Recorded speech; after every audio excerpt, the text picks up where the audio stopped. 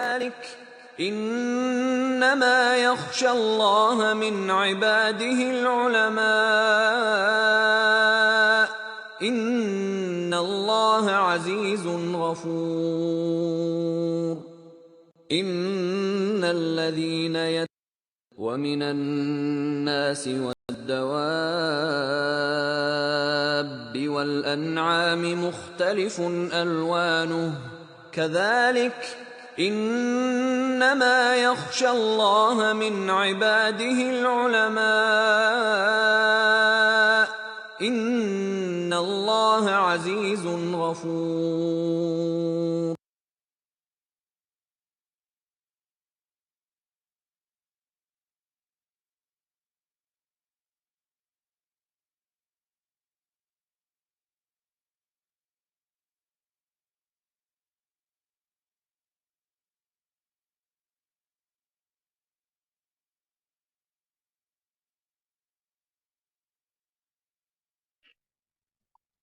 السلام علیکم ورحمۃ اللہ وبرکاتہ۔ کیا حال ہے آپ سب کا؟ امید کرتی ہوں کہ آپ سب بالکل خیریت سے ہوں گی۔ اللہ تعالیٰ آپ سب کو ہمیشہ صحت اور ایمان کی بہترین حالت میں رکھیں۔ آج کا یہ ہمارا سیشن علم کی اہمیت اور فضیلت کے حوالے سے ہے کہ قرآن اور حدیث کی روشنی میں علم کا کیا مقام ہے، سلف صالحین نے اس علم سے کیسے فائدہ اٹھایا، اور آج ہمارے اوپر اس علم کے حوالے سے کیا ذمہ داریاں ہیں اور ہم ان ذمہ داریوں کو کس طرح سے پورا کر سکتے ہیں۔ تو اس مقصد کے لیے ہم نے مدرس شیخ قاسم علی کو دعوت دی ہے کہ وہ اس موضوع پہ مختصر بات کریں۔ میں ان سے ریکویسٹ کرتی ہوں کہ وہ اپنا مائک اوپن کریں۔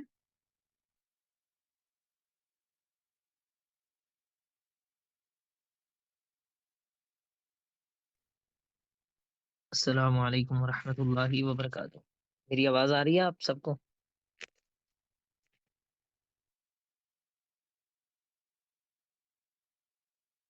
میری آواز آ رہی ہے؟ وعلیکم السلام ورحمۃ اللہ وبرکاتہ۔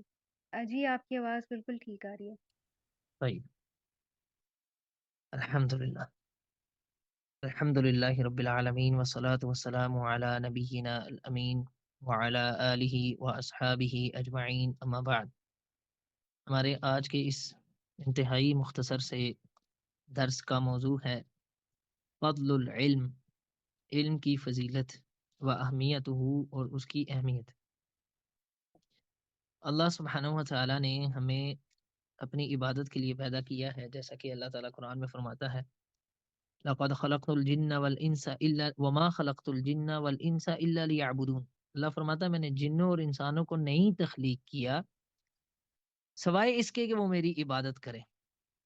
اس آیت کے اندر اللہ سبحانہ و تعالیٰ نے انسان اور جن کی تخلیق کا مقصد یہ بتایا ہے کہ اللہ تعالیٰ نے ان کو اپنی عبادت کے لیے پیدا کیا ہے، اور اللہ سبحانہ و تعالیٰ کی عبادت علم کے بغیر نہیں ہو سکتی۔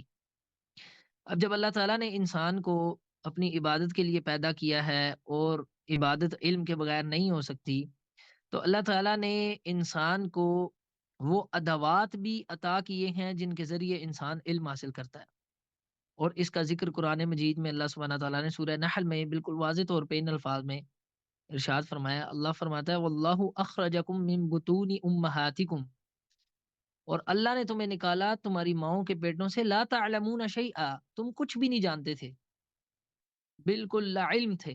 جب انسان دنیا میں آتا ہے تو وہ کچھ بھی نہیں جانتا۔ وجعل لکم السمع والابصار والافئدہ، اور تمہارے دل بنائے اور تمہاری بصر بنائی اور تمہاری سمع بنائی، یعنی تمہیں سننے کی طاقت دی اور دیکھنے کی طاقت دی، اور تمہارے دل بنائے لعلکم تشکرون، تاکہ تم اس کا شکر ادا کرو۔ اس آیت میں اللہ سبحانہ تعالیٰ نے ان ادوات کا ذکر کیا ہے، ان ٹولز کا ذکر کیا ہے جس کے ذریعے انسان علم حاصل کر سکتا ہے۔ اور اللہ سبحانہ تعالیٰ نے سب سے پہلی وحی جو نازل کی رسول اللہ صلی اللہ علیہ وسلم پر، جو تمام انبیاء کے سردار ہیں، تمام رسولوں اور نبیوں سے افضل ہیں، ان پر جو سب سے پہلی وحی اللہ تعالیٰ نے نازل کی وہ بھی یہی تھی۔ اللہ تعالیٰ فرماتا ہے اقرا، بسم ربک الذی خلق، پڑھیں اپنے رب کے نام کے ساتھ جس رب نے پیدا کیا. خلق الانسان من علق، انسان کو علق سے، ایک لوتھڑے سے تخلیق کیا. اقرا وربک الاکرم، پڑھیں اور آپ کا رب انتہائی کرم کرنے والا ہے. الذی علم بالقلم، اس کے کرم کی انتہا یہ ہے اور اس کے کرم میں سے یہ ہے کہ اس نے انسان کو قلم کے ذریعے علم سکھایا ہے. علم الانسان ما لم يعلم، انسان کو وہ کچھ سکھایا ہے جو انسان نہیں جانتا تھا. مشمع اور منبع اور مصدر ہے وہ اللہ تعالیٰ کی ذات ہے. تو اللہ انسان کو علم نہ عطا کرتا تو انسان کو نہ ملتا علم. تو اللہ سبحانہ تعالیٰ اکرم ہے، کرم کرنے والا ہے، اور اس کے کرم میں سے یہ ہے کہ اس نے انسان کو علم عطا کیا ہے. سبحان اللہ. اللہ سبحانہ و تعالیٰ نے قرآن مجید میں ایک اور جگہ ارشاد فرمایا، اور اس آیت سے کیا استنباط کیا ہے ائمہ نے، اللہ اکبر. اللہ تعالیٰ فرماتا ہے فَعْلَمْ أَنَّهُ لَا إِلَٰهَ إِلَّا اللَّهُ وَاسْتَغْفِرْ لِذَنبِكَ. اللہ فرماتا ہے فَعْلَمْ، پس یہ بات جان لو، أَنَّهُ لَا إِلَٰهَ إِلَّا اللَّهُ، کہ اللہ کے سوا کوئی معبود نہیں ہے. وَاسْتَغْفِرْ لِذَنبِكَ، اور استغفار کرو اپنے گناہ پر. وَلِلْمُؤْمِنِينَ وَالْمُؤْمِنَاتِ، اور مومنوں کے لیے بھی اللہ تعالیٰ سے استغفار کیا کرو. امام بخاری رحمہ اللہ نے نا صحیح بخاری کے اندر ایک باب قائم کیا، باب العلم قبل القول والعمل، یا باب العلم قبل القول والعمل. اس بات کا باب، میری آواز آ رہی ہے؟ السلام علیکم. جی آپ کی آواز آ رہی ہے.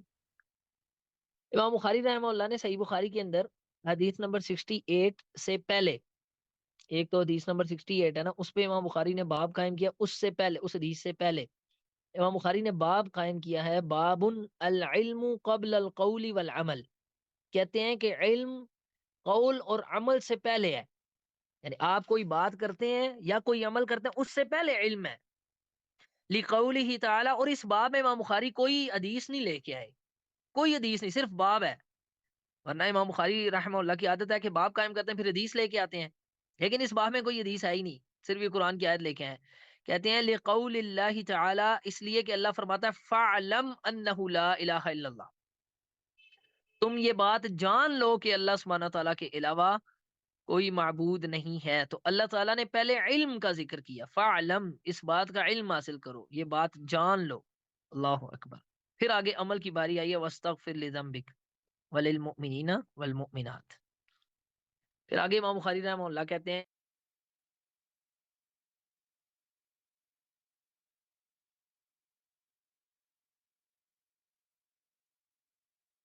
اس لیے بھی علم کی اہمیت ہے اور عمل سے پہلے ہے کہ علماء انبیاء کے وارث ہیں. ورث العلم، انبیاء نے علم کی وراثت چھوڑی ہے. من اخذہ اخذ بحظ وافر، تو جس شخص نے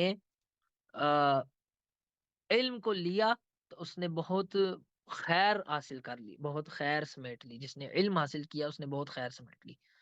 اللہ اکبر. اور اللہ سبحانہ تعالیٰ نے قرآن مجید میں بغیر علم کے بعد سختی سے منع کیا ہے اور تنبیہ کی ہے اور ناجائز قرار دیا ہے. اللہ تعالیٰ قرآن میں فرماتا ہے وَلَا تَقْفُ مَا لَيْسَ لَكَ بِهِ علم، اور وہ بات نہ کرو، اس کے پیچھے نہ لگو جس کا تمہیں علم نہ ہو. ان السمع والبصر والفؤاد کل اولئک کان عنہ مسئولا. یہاں بھی وہی 3 ٹولز جو اللہ تعالیٰ نے اس آیت میں ذکر کی ہیں، یہاں بھی اللہ تعالیٰ نے وہی 3 چیزیں، وہی 3 ادوات جن کے ذریعے انسان علم حاصل کرتا ہے، وہی 3 اللہ تعالیٰ نے یہاں پہ ذکر کی ہیں. اور فرمایا کہ جو بات تمہیں معلوم نہیں ہے وہ بات نہ کرو، جس کا تمہیں علم نہیں اس کے پیچھے نہ لگو. اللہ اکبر. اور اہل علم کی اہمیت کے پیش نظر اللہ سبحانہ تعالیٰ نے ان کو اس سب سے بڑی گواہی اللہ کی ذات کی گواہی ہے کہ اللہ سبحانہ تعالیٰ کے علاوہ کوئی معبود برحق نہیں ہے. اس بات کی گواہی سب سے بڑی گواہی ہے کائنات کے اندر، سب سے بڑا سچ کیا.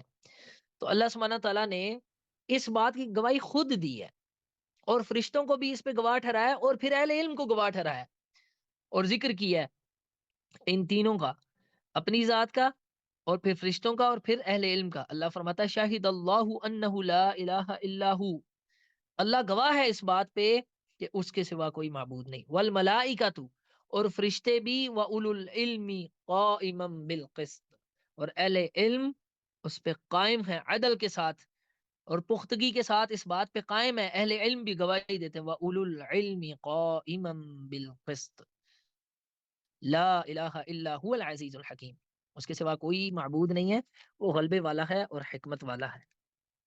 تو اللہ سبحانہ تعالیٰ نے علم کی اہمیت کے پیش نظر اہل علم کو یہاں پر اپنے ساتھ اور فرشتوں کے ساتھ گواہ بن اس بات پر اکبر سبحانہ نے معرفت رکھنے والے وہ لوگ ہوتے ہیں جو اہل علم ہوتے ہیں اور اللہ سے سب سے زیادہ ڈرنے والے ہوتے ہیں۔ اللہ فرماتا ہے انما یخشى هذه العلماء، بے شک اللہ تعالیٰ سے ڈرنے والے تو وہی ہیں جو اہل علم ہیں، ان اللہ عزیز غفور، بے شک اللہ سبحانہ تعالیٰ غلبے والا ہے، عزیز ہے اور غفور ہے، بخشنے والا ہے۔ اور اللہ سبحانہ تعالیٰ نے قرآن مجید میں اہل علم کی اتنی فضیلت بیان کی ہے کہ اللہ سبحانہ تعالیٰ نے ان کا خاص ذکر کیا ہے، خاص ذکر کیا ہے ایمان والوں میں سے، ان کو خاص طور پر پرومیننٹ کر کے اللہ سبحانہ تعالیٰ نے ان کے درجات کی بلندی کا ذکر کیا ہے۔ اللہ فرماتا ہے یرفع اللہ الذین آمنوا منکم والذین اوتوا العلم درجات، کہ اللہ سبحانہ تعالیٰ بلند کرتا ہے ان لوگوں کو تم میں سے جو ایمان لائے، اور وہ لوگ، اب ایمان والے تو سارے ہی ہیں لیکن خاص آگے کس کا ذکر کیا، والذین اوتوا العلم درجات، اور وہ لوگ جن کو اللہ سبحانہ تعالیٰ نے علم دیا ہے، اوت العلم جن کو علم دیا گیا ہے، درجات ان کو کیسے بلند کیا اللہ تعالیٰ نے، درجے میں، واللہ بما تعملون خبیر، اور اللہ سبحانہ تعالیٰ جانتا ہے جو کچھ تم کرتے ہو۔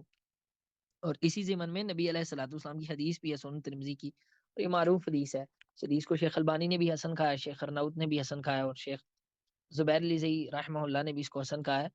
ابو امامہ الباہلی رضی اللہ تعالیٰ عنہ اس حدیث کے راوی ہیں، وہ کہتے ہیں کہ ذکر لرسول اللہ صلی اللہ علیہ وسلم رجلان احدہما عابد والآخر عالم، کہ رسول اللہ صلی اللہ علیہ وسلم کے سامنے دو لوگوں کا ذکر کیا گیا، ایک عابد ہے اور ایک عالم ہے۔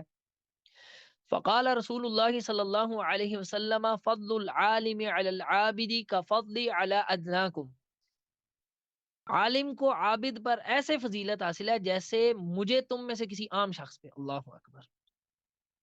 ثم قال رسول اللہ صلی اللہ علیہ وسلم، پھر رسول اللہ صلی اللہ علیہ وسلم نے فرمایا ان اللہ و ملائکتہ و اہل السماوات والارضین حتی النملۃ فی جحرها، کہ بے شک اللہ اور اس کے فرشتے اور آسمانوں والے اور زمین والے، حتیٰ کہ چیونٹیاں اپنے بل کے اندر، وحتی الحوت اور مچھلی بھی سمندروں کے اندر، لا یصلون علی معلم الناس الخیر، وہ دعائیں کرتے ہیں اس شخص کے لیے جو لوگوں کو خیر سکھاتا ہے، جو لوگوں کو علم سکھاتا ہے، اللہ اکبر۔ چونٹیاں بھی دعائیں کرتی ہیں، چونٹیاں بھی، کیڑے مکوڑے بھی اس کے لیے، اس شخص کے لیے دعائیں کرتے ہیں۔ اللہ سبحانہ تعالیٰ ان کو بھی یہ شعور دیتا ہے کہ میرا فلاں فلاں بندہ جو ہے وہ علم سکھاتا ہے، لوگوں کو خیر سکھاتا ہے، خیر بانٹ رہا ہے، علم بانٹ رہا ہے، تو وہ اس کے لیے دعا کرتے ہیں۔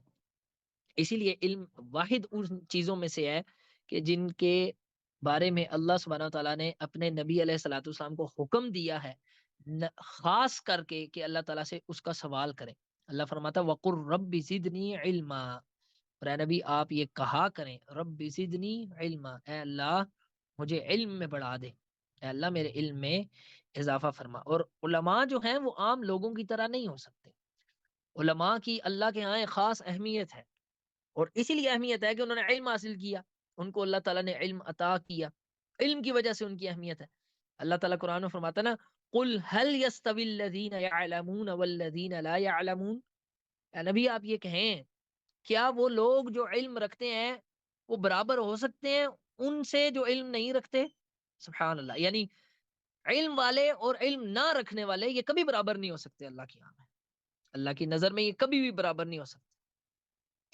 اب یہاں پر یہ علم کی اتنی فضیلت کے بعد ایک جو انتہائی اہم مسئلہ، اور ہمارے ہاں اکثر آج کے دور میں خصوصاً سوشل میڈیا پہ یہ وائرل ہوتا ہے اور ڈسکشن ہوتی ہے کہ دیکھیں جی، علم جہل کا اپوزٹ ہے، تو اللہ سبحانہ تعالیٰ نے علم کی اتنی اہمیت بیان کی ہے، تو یہ جو بڑے بڑے دنیا کے سائنٹسٹ ہیں یہ بھی تو علم حاصل کرتے ہیں اور چاند پہ پہنچ جاتے ہیں، اور پھر سائنس اور ٹیکنالوجی، یہ کتنا علم ہے دیکھیں، تو کیا اللہ سبحانہ تعالیٰ کی نظر میں ان کی اہمیت ہوگی؟ تو یہاں پہ علم سے مراد علم شرعی ہے، خالق کا علم ہے، جس خالق نے انسان کو پیدا کیا ہے اس کے بارے میں علم۔ اور اللہ تعالیٰ نے فرمایا ہے وَمَا خَلَقْتُ الْجِنَّ وَالْإِنسَ إِلَّا لِيَعْبُدُونَ، کہ میں نے جنوں اور انسانوں کو اپنی عبادت کے لیے پیدا کیا۔ تو سب سے پہلے اللہ کی معرفت، اور پھر اس کی عبادت کیسے کرنی ہے اس بات کی معرفت۔ اور عبادت کیا ہے؟ عبادت کسے کہتے ہیں؟ امام ابن تیمیہ رحمہ اللہ نے اس کی ڈیفینیشن عبادت کی بیان کیا، کل ما یحبہ اللہ و یرضاہ، اللہ تعالیٰ جو کچھ بھی پسند کرتا ہے اور جس چیز سے راضی ہوتا ہے وہ عبادت ہے۔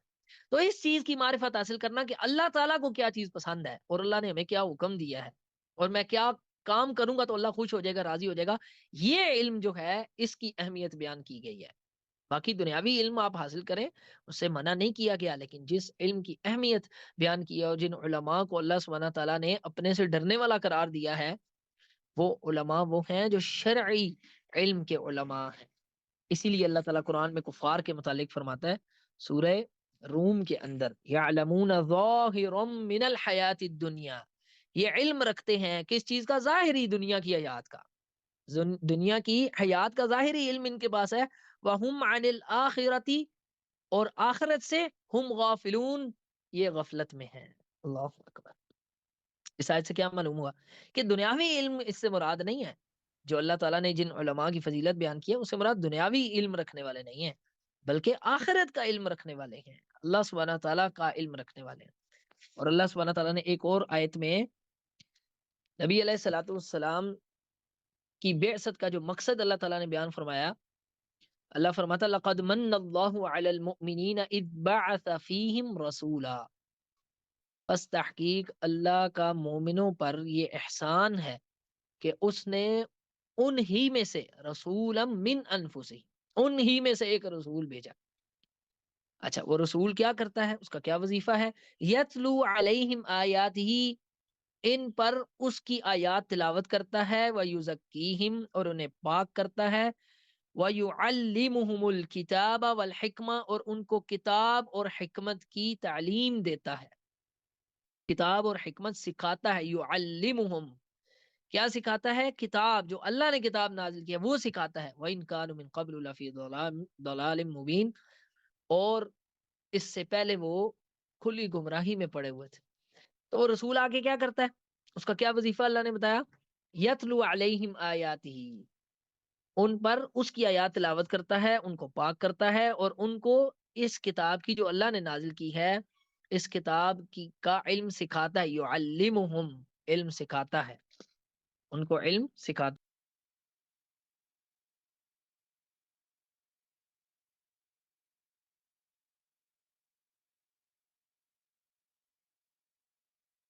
آواز آ رہی ہے؟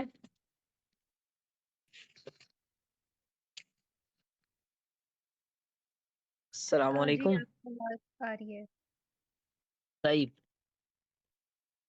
اچھا، اب جب علم کی اتنی اہمیت ہے اللہ تعالیٰ کے ہاں، تو اسلام علم سیکھنے کی بھی ترغیب دیتا ہے۔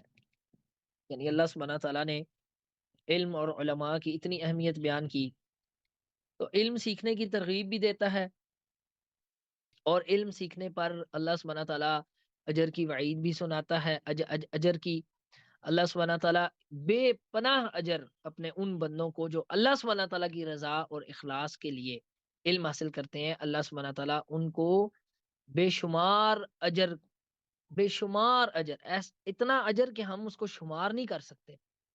اور انسان کی توفیق کے لیے سب سے بڑی بات یہ ہے کہ اللہ سبحانہ تعالیٰ انسان کو ایسے رستے پر ڈال دے جو رستہ جنت کی طرف جاتا ہے۔ اس سے بڑی اللہ تعالیٰ کی طرف سے ہمارے لیے اور کوئی نعمت نہیں ہے کہ اللہ تعالیٰ ایسے رستے پر ڈال دے جو جنت میں جاتا ہے، کیونکہ جنت کے اندر ساری نعمتیں موجود ہیں۔ اب دنیا کے اندر اللہ تعالیٰ کسی کو مال دیتا ہے، کسی کو گاڑی دیتا ہے، کسی کو گھر دیتا ہے، کسی کو اور کوئی نعمت دیتا ہے. یہ ساری نعمتیں اس نعمت کے آگے نیچ ہیں، اس سے کم تر ہیں. کون سی نعمت؟ یہ نعمت کہ اللہ تعالیٰ کسی کو ایسے رستے پر ڈال دے جو جنت کی طرف جا رہا ہے.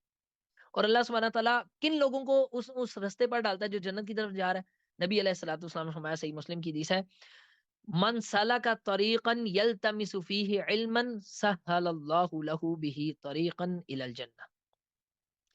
جو شخص بھی ایسا رستہ اختیار کرے گا جس میں وہ علم حاصل کرتا ہے، اور یہاں پہ علم سے مراد میں پہلے بتا چکا کہ شرعی علم ہے، تو اللہ سبحانہ تعالیٰ اس کے لیے جنت کا رستہ آسان کر دیتا ہے. اللہ اکبر. اللہ اس کو جنت کے رستے پہ ڈال دیتا ہے. یہ مل گیا تو پھر اور کیا چاہیے. اسی وجہ سے نبی علیہ الصلوۃ والسلام نے فرمایا، خیرکم من تعلم القرآن وعلمہ، تم میں سب سے بہتر وہ شخص ہے جو قرآن سیکھتا ہے اور دوسروں کو سکھاتا ہے. تو شریعت نے علم سیکھنے اور اس کو سکھانے کی ترغیب دی ہے. علم سیکھنے میں ایک بات انتہائی اہم یہ ہے کہ انسان کی جو نیت ہے وہ خالص ہونی چاہیے، خالصتاً اللہ تعالیٰ کی رضا ہونی چاہیے. سنن ابو داؤد کی حدیث ہے، اس کو شیخ زبیر رحمہ اللہ نے حسن کہا ہے، شیخ البانی نے بھی حسن کہا ہے، من تعلم علما مما یبتغى به وجه اللہ عز وجل، کہ جو شخص علم حاصل کرے، ایسا علم حاصل کرے کہ جو صرف اللہ کے لیے کیا جانا چاہیے، لا يتعلمه الا ليصيب به عرضا من الدنيا، لیکن وہ اس لیے حاصل کر رہا ہے کہ دنیا کا کوئی اس کو منصب مل جائے گا، دنیا کا کوئی اس کو پروٹوکول مل جائے گا، کوئی سرٹیفکیٹ مل جائے گا، دنیا کی کوئی ڈگری مل جائے گی، صرف اس لیے حاصل کر رہا ہے وہ علم. جو اللہ تعالیٰ کی رضا کے لیے حاصل کیا جانا چاہیے، لم یجد عرف الجنت یوم القیامہ یعنی ریحہا، آپ علیہ الصلوۃ والسلام نے فرمایا کہ وہ جنت کی خوشبو بھی نہیں پائے گا قیامت کے دن. اللہ اکبر.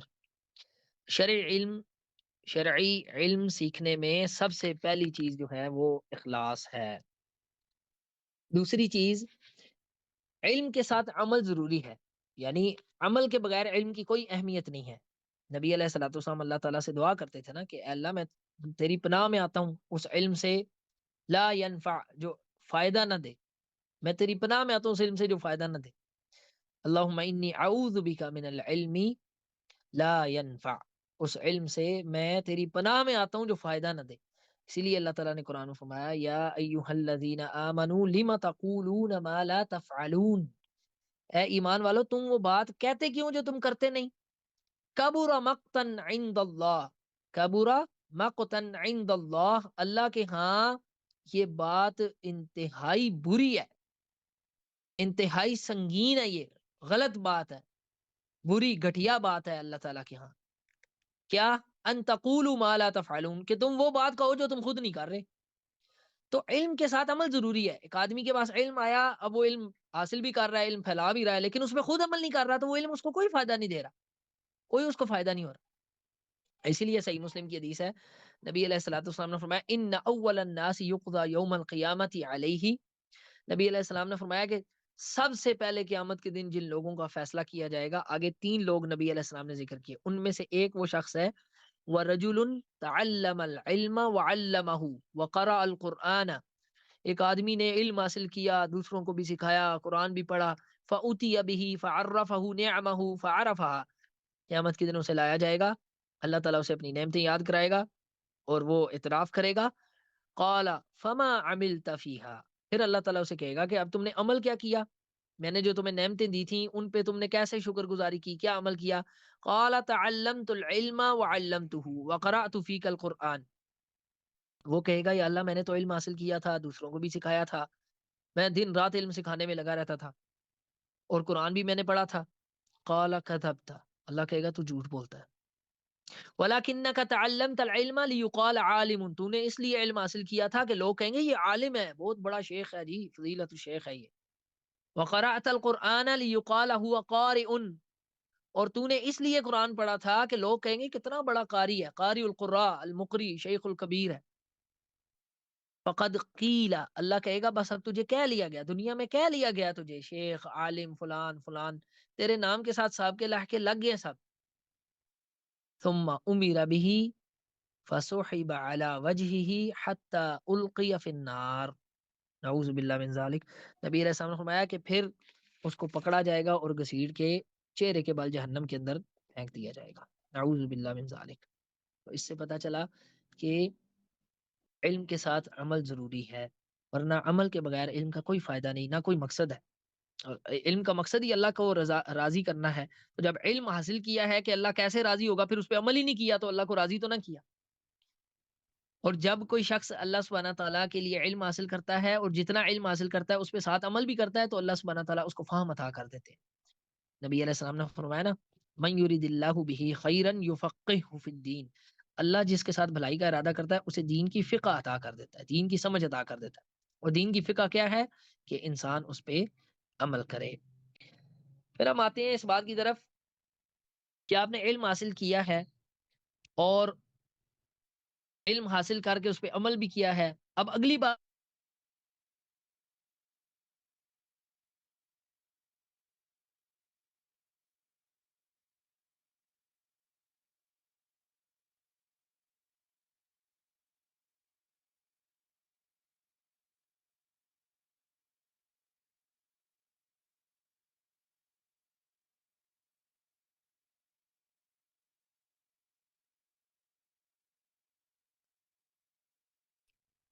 أنا لا أسمع صوتك يا أستاذ.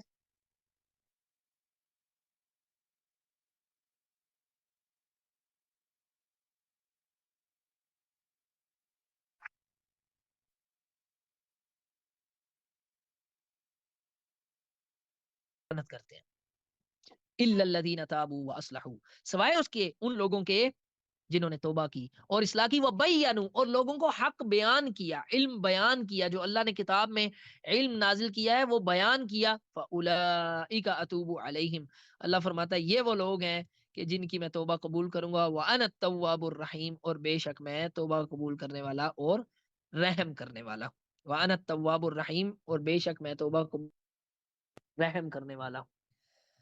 اللہ سبحانہ تعالیٰ نے اس آیت میں یہ بات واضح کی ہے کہ اہل علم کو یہ لازم ہے کہ وہ اللہ سبحانہ تعالیٰ کا دین آگے پہنچائیں، جو علم سیکھا ہے اس کو آگے لوگوں تک پہنچائیں۔ اسی لیے نبی علیہ السلام نے فرمایا، صحیح بخاری کی حدیث ہے، بلغوا عنی ولو آیا، میری طرف سے جو بھی تم تک بات پہنچے اس کو آگے پہنچاؤ، چاہے وہ ایک بات ہی کیوں نہ ہو، لیکن یہ بات ذہن میں رکھیں کہ علم کے ساتھ پہنچانی ہے، یعنی جو بھی بات آپ پہنچا رہے ہیں علم کے ساتھ، علم کے بغیر نہیں، علم کے ساتھ اور فہم کے ساتھ آگے پہنچانی ہے۔ نبی علیہ السلام نے فرمایا نا کہ ان اللہ لا يقبض العلم، صحیح بخاری اور مسلم کی متفق علیہ حدیث ہے، ان اللہ لا يقبض العلم انتزاعا ينتزعه من العباد، کہ بے شک اللہ تعالی علم کو دنیا سے ایسے نہیں اٹھا لے گا، لوگوں سے ایسے نہیں اٹھا لے گا کہ ایک دم اٹھا لے، رات علم غائب ہوا ہو یا قرآن اور حدیث یہ سب ختم ہو چکے ہوں، ایسے اللہ علم کو نہیں اٹھائے گا۔ ولیکن یقبض العلم بقبض العلماء، لیکن اللہ علماء کو دنیا سے اٹھائے گا، اس طرح علم کو اٹھائے گا، حتی اذا لم یبقی عالما، پھر جب کوئی عالم نہیں چھوڑے گا، اتخذ الناس رؤوسا جہالا، تو لوگ کیا کریں گے؟ جاہلوں کو اپنا سردار بنا لیں گے، فسئلوا، ان سے مسئلے پوچھے جائیں گے، فافتوا بغیر علم، وہ بغیر علم کے فتوے دیں گے، فضلوا واضلوا، پس وہ گمراہ ہوں گے اور لوگوں کو بھی گمراہ کریں گے۔ اللہ اکبر۔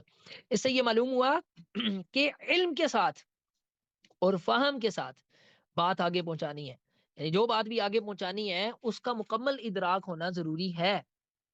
سنن ابو داؤد کی حدیث ہے، نبی علیہ الصلوۃ والسلام نے فرمایا، من افتی بغیر علم کان اثمہ علی من افتى، جس شخص کو فتویٰ دیا گیا بغیر علم کے، غلط فتویٰ اس کو دیا گیا، بغیر علم کے فتویٰ دیا گیا، کان اثمہ علی من افتى، تو گناہ اس پر ہے جس نے وہ فتویٰ دیا ہے۔ اس لیے یہ منصب علم پھیلانے والا یہ انتہائی مشکل ہے، آسان نہیں ہے۔ صحیح بخاری کی روایت ہے، ابن مسعود رضی اللہ تعالیٰ عنہ فرماتے ہیں، یا ایھا الناس من علم شیئا فلیقل بہ، اے لوگو، جو علم رکھتا ہے تو وہ کہے، اس کو پھیلائے، جس کو کوئی چیز واقعی معلوم ہے، علم ہے اس کے پاس، علم پھیلائے، ومن لم یعلم فلیقل اللہ اعلم، اور جس کے پاس علم نہیں ہے یا کوئی بات نہیں جانتا تو وہ کہے اللہ اعلم، اپنی رائے سے نہ فتوے دیتا پھرے، اپنا فہم نہ ڈالے قرآن اور حدیث کے اندر۔ فَإِنَّ مِنَ الْعِلْمِ أَن يَقُولَ لِمَا لَا يَعْلَمُ اللَّهُ أَعْلَمُ، ابن مسعود کہتے ہیں یہ علم میں سے ہے کہ اگر کسی کو کوئی بات معلوم نہیں ہے تو وہ آگے سے کہے اللہ عالم، یہ علم میں سے ہے، یعنی یہ علم ہے، یہ کہنا کہ اللہ عالم، اللہ اکبر، یعنی اللہ تعالیٰ اس بات سے بھی راضی ہوتا ہے کہ آپ کو کوئی بات معلوم نہیں ہے تو آپ کہیں اللہ عالم۔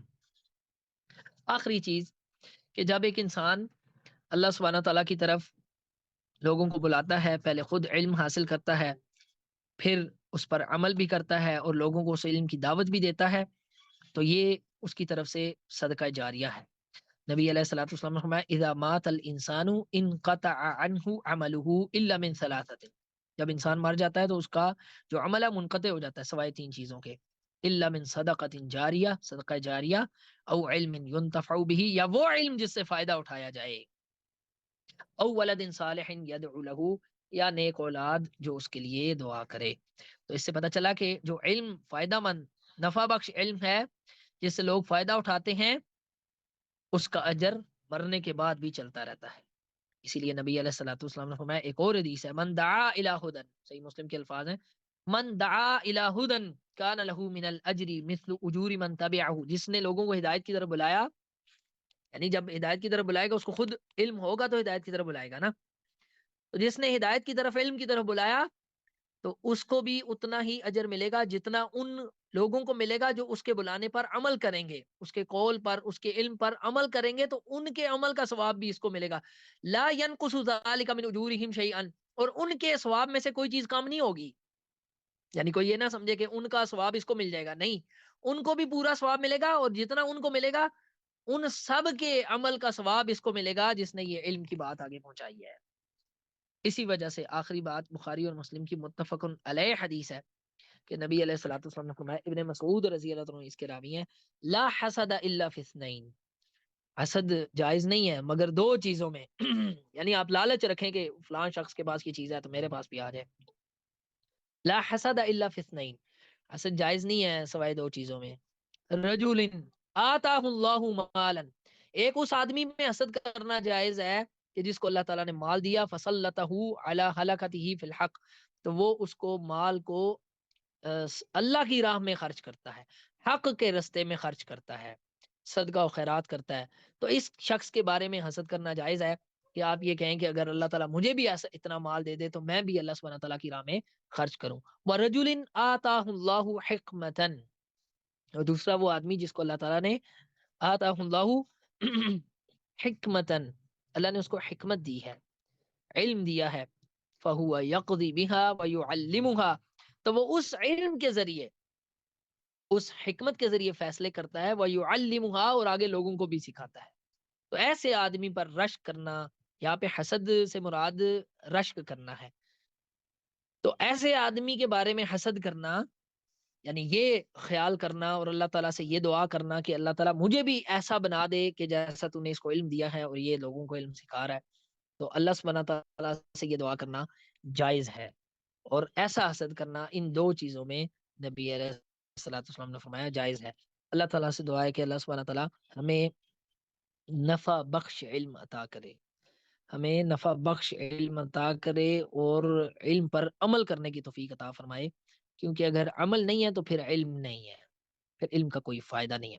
اور ہم بھی نبی علیہ الصلوۃ والسلام کی دعا پر اللہ سبحانہ تعالیٰ سے پناہ مانگتے ہیں اس علم سے جو فائدہ نہ دے، کیونکہ اگر علم نے فائدہ نہ دیا تو پھر وہ نقصان دے گا، پھر وہ نقصان دے گا، کیونکہ علم یا تو ایک بندے کے لیے نعمت ہے یا پھر اس پر وبال ہے۔ اللہ سبحانہ تعالیٰ ہمیں اپنے علم پر عمل کرنے کی توفیق عطا فرمائے اور ہمارے علم میں برکت عطا فرمائے، ہمارے علم میں برکت عطا فرمائے اور اسے آگے پہنچانے کی توفیق عطا فرمائے۔ سبحان ربک رب العزت عما یصفون وسلام علی المرسلین والحمد للہ رب العالمین۔